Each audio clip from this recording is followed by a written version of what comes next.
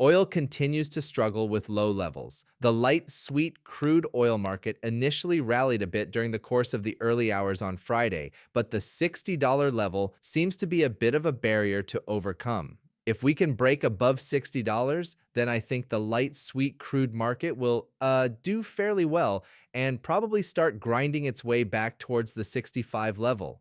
If we break down below the bottom of the candlestick for the trading session on Thursday, that would be a very negative sign indeed. But one thing that I do notice is that as we get close to the $60 level and fall below there as well, volume does pick up. So I certainly think somebody's in there trying to keep this market afloat. Keep in mind, demand for crude oil is a major problem right now with the world slowing down. And of course, OPEC still pumping oil out in large quantities. So that, of course, is something to pay close attention to. But we are in the midst of possibly forming a little bit of a double bottom. Brent markets look very much the same as they had bounced from the $60 level on Thursday.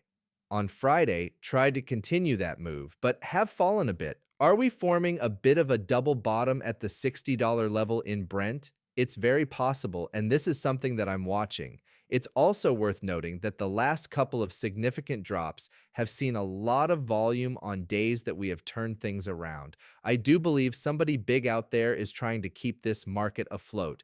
Again, the demand question is still a major problem, but at this point in time, it certainly looks like best case scenario for the crude oil markets is that they end up being somewhat range bound and we form a bottoming pattern.